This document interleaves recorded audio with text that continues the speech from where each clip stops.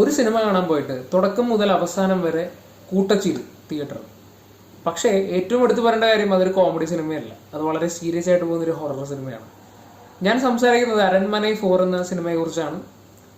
വീഡിയോയിലേക്ക് കിടക്കാം. അപ്പോൾ നമുക്ക് സിനിമയുടെ കഥയിലേക്ക് വരുമ്പോൾ പ്രത്യേകിച്ച് ഒന്നും തന്നെ ഇല്ല.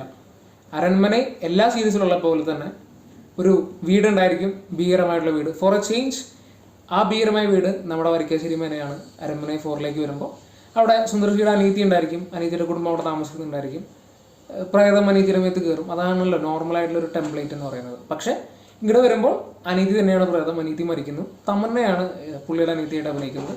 പിന്നെ അനീതിയുടെ മരണത്തെ തുടർന്ന് ചേട്ടൻ അവിടെ എത്തുന്നു, സുന്ദർജിയുടെ ക്യാരക്ടർ. പുള്ളി ഒരു ലോയറാണ്. പിന്നെ ഈ പ്രേതം കുറയണതിനെ പിടിക്കാൻ നടക്കുന്നതും കൊല്ലാൻ നടക്കുന്നതും പ്രേതത്തിൻ്റെ പാസ്റ്റ് കാണിക്കുന്നു. പിന്നെ മന്ത്രവാദി വരുന്നു, തളയ്ക്കാൻ വരുന്നു. സെയിം അതേ ടെംപ്ലേറ്റിൽ മാത്രം പോകുന്നൊരു സിനിമയാണ്. ഒന്നും തന്നെ ഓഫർ ചെയ്യുന്നില്ല. അത് നമ്മളിപ്പോൾ അരൺമനയുടെ ഏത് ഇത് നോക്കുകയാണെങ്കിലും ഫസ്റ്റ് പാർട്ട് ഒഴിച്ച് നിർത്തിയാൽ ബാക്കിയെല്ലാം തന്നെ പരിതാപകരമായിട്ടുള്ള സിനിമകളായിരുന്നു. കാഞ്ചന സീരീസിലേക്ക് വരുമ്പോഴും ഇത് തന്നെ. ഫസ്റ്റ് പാർട്ട് വളരെ ഗംഭീരമായിരുന്നു, സെക്കൻഡും തേർഡും പക്ക കോമഡി പീസുകളായിരുന്നു. നമ്മൾ ബേസിക്കലി മലയാളികൾ നമ്മൾ സിനിമയത്തെ ഓരോ സീരിയസ് രംഗങ്ങൾക്കും അസലായിട്ട് ചിരിച്ച് ആസ്വദിച്ചുകൊണ്ടിരുന്നു. ഞാൻ വർഷങ്ങൾക്ക് ശേഷം വന്ന് സിനിമ കാണാൻ പോയപ്പോൾ ഞാൻ ഇതിനു മുമ്പ് വീഡിയോ ഇട്ടിരുന്നു. ലാഗ് കാരണം നമ്മൾ ഉറങ്ങിപ്പോകുന്ന സിറ്റുവേഷൻ വരെ ഉണ്ടായിരുന്നു. പക്ഷെ ഇങ്ങോട്ട് വരുമ്പോൾ അതുണ്ടായിരുന്നില്ല.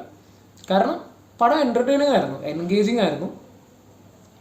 കാരണം ഞാൻ പറഞ്ഞല്ലോ, ഓരോ സീരിയസ് ആയിട്ടുള്ള സിറ്റുവേഷനിലും നമ്മളിരുന്ന് ചിരിച്ചുകൊണ്ടിരിക്കുവാണ്.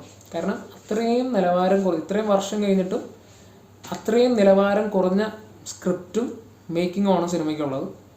BGM ഹിപ്പ് ഹോപ്പ് ഹബിനായിരുന്നു പുള്ളിയായിരുന്നു സിനിമയുടെ BGM ചെയ്തിട്ടുള്ളത്. എവിടെ നിന്നൊക്കെയോ തോണ്ടിയെടുത്തിട്ടുള്ളതായിട്ടാണ് തോന്നിയത്. എല്ലാ BGMഉം സ്കോറും എവിടേക്കോ റിസംബ്ലൻസ് ഉണ്ടായിരുന്നു എനിക്ക്. 2 പാട്ടുകൾ വളരെ നന്നായിരുന്നു. പിന്നെ ഫൈറ്റ് ചെയ്തിട്ടുള്ളത് രാജശേഖർ മാസ്റ്റർ ആയിരുന്നു.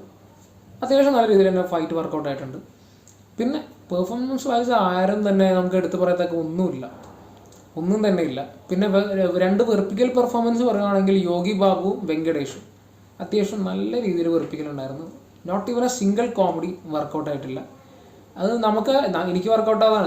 എൻ്റെ പുറകിലിരിക്കുന്ന ആൾക്കാരൊക്കെ ഇരുന്ന് തമിഴ് ആൾക്കാരൊക്കെ ഇരുന്ന് അത്യാവശ്യം നല്ല രീതിയിൽ ചിരിക്കുന്നത്. അപ്പോൾ ഇതാണ് അരൺമനൈ 4നെ കുറിച്ചുള്ള എൻ്റെ പേഴ്സണൽ ആയിട്ടുള്ള ഒപ്പീനിയൻ. നല്ലൊരു ഹൊറർ സിനിമ നിങ്ങൾ പ്രതീക്ഷിക്കുന്നുണ്ടെങ്കിൽ അതിനുള്ള ഒന്നും തന്നെ സിനിമയിലില്ല എന്നുള്ളൊരു അഭിപ്രായം എനിക്കുണ്ട്. മറിച്ച് ഇത്തരത്തിലുള്ള സിനിമകൾ, ഈ കാഞ്ചന 1, 2, 3 ഒക്കെ പോലുള്ള സിനിമകളൊക്കെ നിങ്ങൾക്ക് ഇഷ്ടപ്പെടുന്നുണ്ടെങ്കിൽ പോയിക്കോളൂ. എനിക്ക് തോന്നുന്നു ഇഷ്ടപ്പെടാം. കാരണം എൻ്റെ പുറകിലിരിക്കുന്ന തമിഴ്മാരായിട്ടുള്ള ആൾക്കാരെല്ലാവരും തന്നെ സിനിമ എൻജോയ് ചെയ്യുന്നുണ്ടായിരുന്നു. പിന്നെ ഞാൻ അറിഞ്ഞിരുന്നു സിനിമ തമിഴ്നാട്ടിൽ അത്യാവശ്യം നല്ല രീതിയിൽ ഓടുന്നുണ്ട്. വീക്കെൻഡ് കളക്ഷൻ ഏതാണ്ട് ഒരു 13 കോടി രൂപയോളം തമിഴ്നാട് ബോക്സ് ഓഫീസിൽ നിന്ന് മാത്രമായിട്ട് കളക്ട് ചെയ്തിട്ടുണ്ട്. ഇനി എൻ്റെ ഒപ്പീനിയൻ ഇത് ഓൾ ഡിപ്പെൻഡ്സ് അപ്പോൺ ഓഡിയൻസ്. നമ്മുടെ കുറേയും കൂടി ഹയർ ക്വാളിറ്റിയുള്ള ഓഡിയൻസ് ആണെന്ന് എപ്പോഴും തോന്നാറുണ്ട്. അതുകൊണ്ടാണ് ഇത്തരത്തിലുള്ള സിനിമകളൊന്നും നമ്മുടെ ഇവിടെ വരാത്തത്. കാരണം നമ്മൾ കുറേ കൂടി മെച്ചപ്പെട്ടിട്ടുള്ള സിനിമകൾ സമീപിക്കുന്ന ആൾക്കാരാണ്. അവർക്ക് പിന്നെ അത് ജസ്റ്റ് ഒരു എൻ്റർടൈൻമെൻറ്റ്, എനിക്കറിയില്ല, അത് അവരുടെ ഒരു കൾച്ചർ ഡിപ്പെൻഡ് ചെയ്തുകൊണ്ട് വരുന്നതാണ് അവരുടെ അത്തരത്തിലുള്ള സിനിമകൾ. അവരത് എൻജോയ് ചെയ്യുന്നുണ്ട്, നമുക്കത് പലപ്പോഴും എൻജോയ് ചെയ്യാൻ പറ്റാറില്ല. ഓക്കെ, അപ്പോൾ ഇതാണ് അരൺമനൈ 4. അപ്പോൾ അടുത്തൊരു സിനിമയുടെ റിവ്യൂ ആയിട്ട് കാണുന്നവരെ ടിൽ ദെൻ സൈനിങ് ഓഫ്.